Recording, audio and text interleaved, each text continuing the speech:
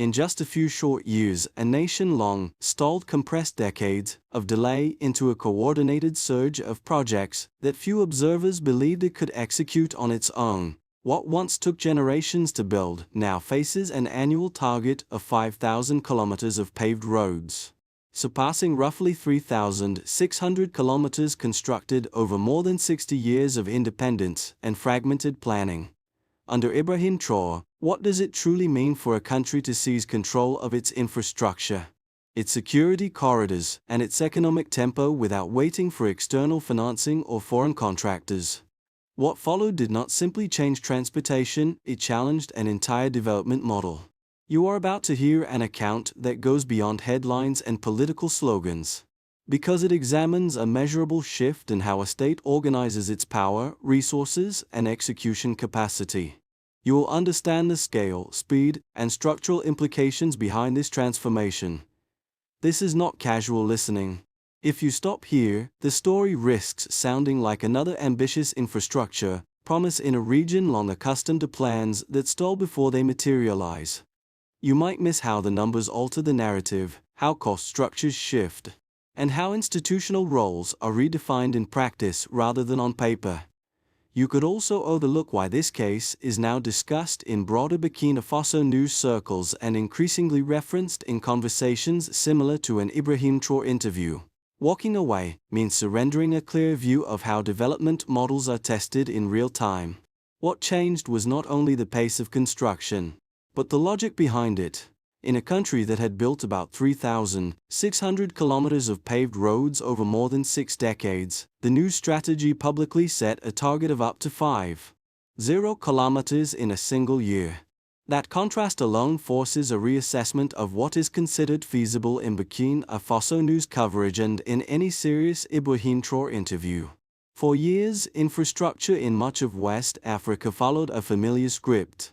Projects depended heavily on foreign contractors, imported equipment, extended financing negotiations, and timelines that stretched across political cycles.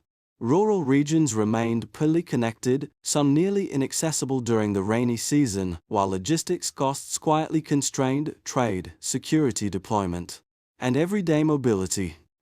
Development plans were announced, revised, and often delayed. With the arrival of Ibrahim Traore in power, the framing shifted from constraint to capability. The question became less about why construction was difficult and more about how the state could reorganize itself to build directly. Engineering units, administrative ministries, and local actors were drawn into a more synchronized execution model. Early effects appeared most visibly in isolated rural zones and strategic corridors where connectivity had long been weakest. Travel times began to shorten. Market access improved. The perception of abandonment started to recede. But they accumulated into a different national mood, one shaped not only by announcements but by asphalt laid and machinery deployed, whose role extended beyond political leadership into the coordination of priorities that linked sovereignty, logistics, and measurable output. He did not present himself only as a political figure, but as an organizer of execution. Around Ibrahim Traore, a state apparatus once criticized as slow or dependent was repositioned as a direct builder rather than a distant supervisor. Ministries that had often negotiated contracts now coordinated machinery, crews, and timelines on the ground. That change in posture altered how authority was perceived, both inside institutions and among citizens following Burkina Faso news updates. One early signal came from the deployment of military engineering units to civilian construction sites. Traditionally associated with logistics and security, these units began working on road segments linking localities previously separated by impassable tracks. The presence of disciplined teams ensured continuity of work and protection of equipment. The result was not merely symbolic. It was visible in graded surfaces, stabilized corridors, and reopened routes. A second effect appeared within communities themselves. Residents who had grown accustomed to waiting for distant decisions began contributing materials, labor, and oversight. Sand, gravel, and time were offered.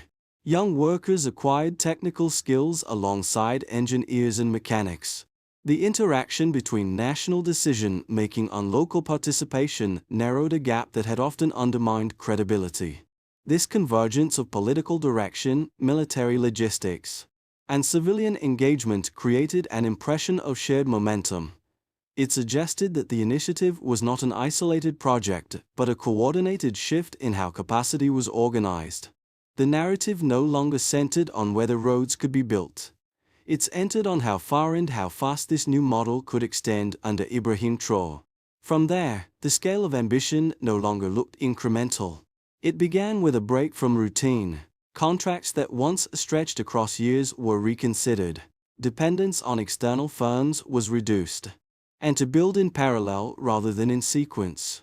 Bulldozers arrived, graders followed. Compactors, trucks. They were not leased for short cycles, they were purchased and registered as state assets. Their ownership mattered because it compressed waiting time and allowed multiple sites to open at once. Calendars tightened, decision loops shortened. Work expanded across regions simultaneously.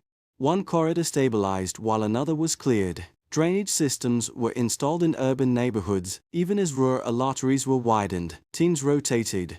Momentum fed expectation. Then the pressure increased. Military engineering units integrated into civilian planning. They secured sites in sensitive areas.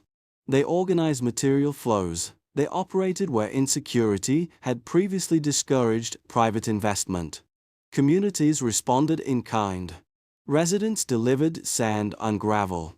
Volunteers supported crews. Young workers trained on machinery maintenance and site coordination. Visibility accelerated trust. As more kilometers were completed, more neighborhoods demanded inclusion. Each finished segmentary enforced the belief that additional segments could follow. The program no longer felt experimental, it felt cumulative. Yet the aftershocks were immediate. Budget allocations shifted to sustain equipment fleets. Maintenance schedules had to be designed. Expectations rose faster than capacity in some districts. Success generated its own pressure. Under Ibrahim Traore, the initiative evolved from isolated projects into a synchronized campaign linking security, logistics, and economic circulation. Roads ceased to be treated as peripheral infrastructure. They became strategic instruments of territorial presence and state credibility. What had started as a policy adjustment now carried the weight of structural change. Before drawing conclusions, the numbers require close attention. This is where scale replaces impression, and where rhetoric either holds or collapses under measurement.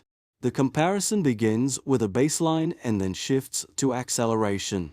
For more than 60 years, from independence through the early 22nd, Burkina Faso constructed roughly 600 kilometers of paved roads. That figure represents cumulative output across multiple governments and financing cycles.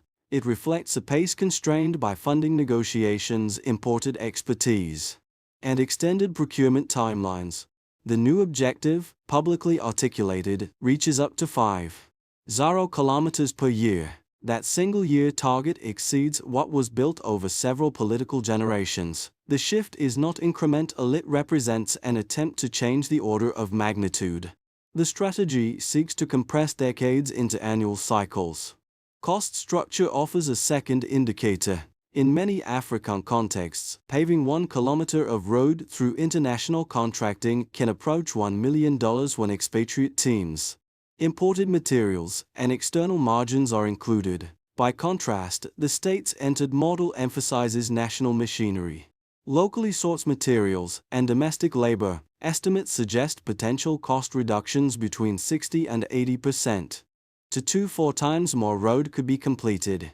A third metric concerns capacity creation. More than 900 heavy machines, bulldozers, graders, excavators, impactors, trucks, were reportedly acquired. Each unit requires operators, mechanics, maintenance crews, and planners. The implication extends beyond asphalt. It signals the formation of a permanent public works capability rather than episodic contracting. Taken together, these figures describe a transition from fragmented execution to an integrated model controlled largely by national actors. Under Ibrahim Traore, the policy is framed not solely as infrastructure expansion, but as an assertion of operational sovereignty. The road becomes both a development to lend a measurable symbol of institutional autonomy. Numbers do not guarantee success. They do, however, clarify the scale of ambition. There are, however, serious reservations that deserve to be addressed openly. Any large-scale shift in public execution inevitably attracts scrutiny, and those concerns are neither trivial nor irrational. Recognizing them strengthens rather than weakens the analysis. The first critique enters on efficiency. Some observers argue that concentrating construction capacity within the state and military engineering units may reduce competitive pressure. Without open international bidding, they suggest, cost discipline and technical standards could erode over time. They also question whether long-term financing can remain stable if revenue streams fluctuate, especially in a resource-dependent economy. Yet when this argument is placed against the available data, the picture becomes more nuanced. The significant reported cost reductions, combined with ownership of machinery rather than reliance on rentals, alter the financial equation. Lower structural costs reduce vulnerability to external price swings. Moreover, integrated planning between civilian ministries and disciplined engineering may offset certain inefficiencies typically associated with fragmented contracting. A second critique focuses on security and sustainability. Expanding projects into sensitive zones could expose equipment and personnel to disruption. Critics also worry that prioritizing road construction might divert resources from equally critical sectors such as health or education. These concerns carry weight. Rapid transformation always involves trade-offs. Supporters counter that improved corridors enhance security mobility, reduce isolation, and facilitate service delivery in precisely those sectors. Infrastructure investment intersects with social outcomes rather than competing with them. Placed side by side, the opposing views frame a constructive tension. The debate is less about whether risks exist and more about whether the sovereign, accelerated model offers greater transformative potential than traditional dependency frameworks under Ibrahim Traore. Understanding both sides sharpens the assessment rather than polarizing it. Everything shifted at that point. What initially appeared to be a technical acceleration began revealing a deeper recalibration of power and decision-making. The construction of roads was no longer confined to a sectoral objective. It evolved into a test of financial sovereignty and operational control. Beneath the machinery and asphalt, a broader strategy surfaced. Dunce entered on reducing reliance on external vendors and contractors. The decisive break involved financing logic. Instead of structuring infrastructure primarily around conditional external loans, the state emphasized the use of national revenues, including those derived from natural resources. This approach altered bargaining dynamics. When funding sources originate domestically, external actors lose leverage over timelines, priorities, and execution methods. The center of gravity shifts inward. Under Ibrahim Traore, that shift carried symbolic weight. Roads ceased to represent only physical connectivity, they became visible markers of political autonomy. Each completed segment adjusted not merely mobility, but the capacity to define tempo without external tutelage.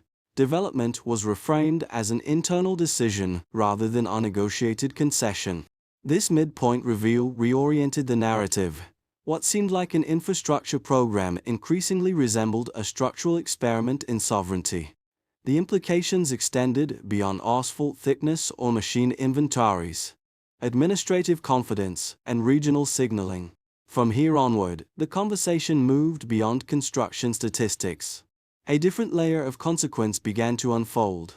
From that structural shift, consequences began to surface across multiple layers of society. For the state, the impact was institutional. The ability to plan and execute heavy projects without waiting on external calendars strengthened administrative authority. Ministries became operational hubs rather than negotiation platforms. When visible output follows public commitment, the gap between speech and result narrows, and that recalibrates political credibility. For businesses, the effects translated into logistics and cost structures. Improved corridors reduced transport time and fuel expenditure. Supply chains gained predictability. Agricultural producers in previously isolated zones access urban markets with fewer delays. Lower logistical friction altered investment calculations. Entrepreneurs who once hesitated due to insecurity or distance began reassessing expansion plans. For citizens, the change was tangible in daily routines. Shorter travel to schools, clinics, and markets reorganized time allocation. Reduced isolation affected not only economics but perception. Where roads had once symbolized dust, risk, and abandonment, they increasingly signaled integration and state presence. The psychological shift mattered as much as the asphalt itself. At the regional level, the signal resonated beyond national borders. In a Sahel environment where security, development, and sovereignty intersect, the attempt to scale infrastructure rapidly without heavy external dependency drew attention, discussions, and in some cases quiet emulation. Corridors do more than connect towns, they reshape trade flows and strategic posture. Under Ibrahim Traore, the ripple effects extended simultaneously through governance, commerce, everyday life, and geopolitics. No actor remained entirely untouched. The infrastructure push ceased to be a domestic technical policy. It became a regional reference point. And that raised the question of what trajectory comes next. If the current momentum continues, three plausible trajectories emerge. In the most probable scenario, expansion proceeds at a sustained but moderated pace. Some regions advance faster than others. Maintenance systems gradually solidify. Costs remain below traditional contracting models, and the cumulative network stabilizes economic circulation without dramatic shocks. This path is neither spectacular nor catastrophic. It reflects consolidation where initial acceleration transitions into durable policy under Ibrahim Traore. In a more optimistic scenario, several reinforcing factors align. Technical training deepens, equipment maintenance becomes highly efficient, revenue streams from national resources remain stable enough to finance ongoing expansion without creating fiscal imbalance. Improved corridors stimulate regional trade and attract productive investment. The model then evolves from national experiment to reference case within broader Burkina Faso news and policy discussions, sometimes highlighted in contexts similar to an Ibrahim Traore interview. The most adverse scenario rests on compounding constraints. Prolonged insecurity, maintenance bottlenecks, or significant revenue volatility could slow projects and strain budgets. Equipment degradation without timely replacement might fragment progress. In such conditions, partially completed infrastructure could become more costly to sustain than anticipated, eroding early confidence. Between these outcomes, the determining variable is not rhetoric but institutional discipline. The critical question is not which scenario sounds appealing, but whether governance capacity can consistently align ambition with execution. Long-term stability depends less on acceleration itself and more on the ability to measure, adjust, and maintain. Preparedness requires sober analysis, not optimism alone. After examining the structural shifts and possible trajectories, the most important question becomes personal. What does this transformation mean for the person watching, listening, or following Burkina Faso news from a distance? For those who actively track political and economic developments, this case offers analytical leverage. Understanding how a state attempts to compress decades of infrastructure into annual cycles provides insight into sovereign strategy under Ibrahim Traore. Yet awareness alone is insufficient. It requires continuous evaluation of whether measurable outcomes align with stated goals. For those indirectly affected through business ties, regional trade, or security spillovers, the implications are practical. Supply routes and investment climates do not remain static. Even without direct involvement, changes in corridor stability can influence employment prospects, pricing structures, and long-term planning. For those who feel detached, believing such policies remain distant abstractions. History suggests otherwise. Structural shifts eventually filter into daily life, sometimes gradually, sometimes abruptly. Ignoring early signals reduces the capacity to adapt when consequences become immediate. No matter the vantage point, informed observation reduces vulnerability.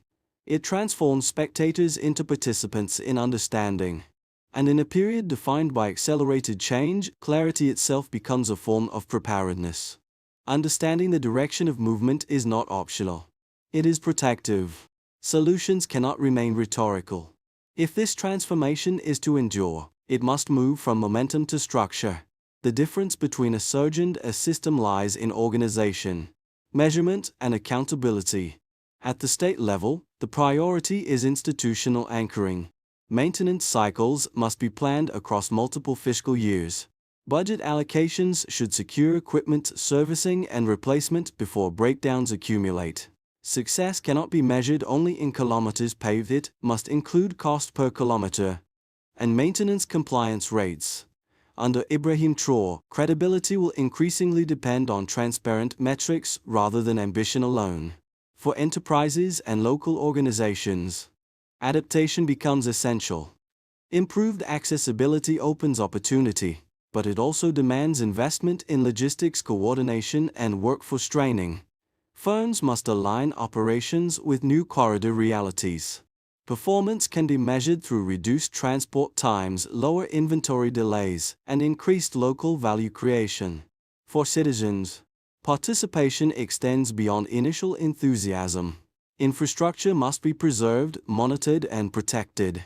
Community oversight, responsible use, and demand for transparency strengthen durability. The impact is measurable in service reliability and trust continuity.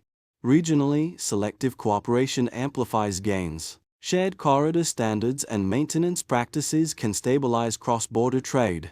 Success should be tracked through trade flow consistency and security improvements along connected routes. Implementation, not declaration, will determine whether the experiment matures.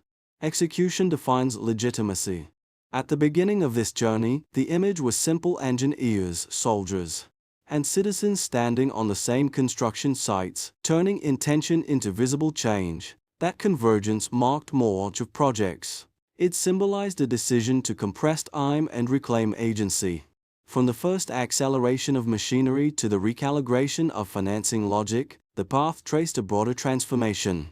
Roads became corridors of sovereignty. Equipment fleets became signals of institutional confidence. The narrative surrounding Ibrahim Traore shifted from political leadership to coordinated execution. What remains after the numbers, the scenarios, and the debates is a deeper question of responsibility. A nation choosing to finance, build, and maintain its own infrastructure accepts both risk and reward. The asphalt carries weight beyond vehicles, it carries expectation.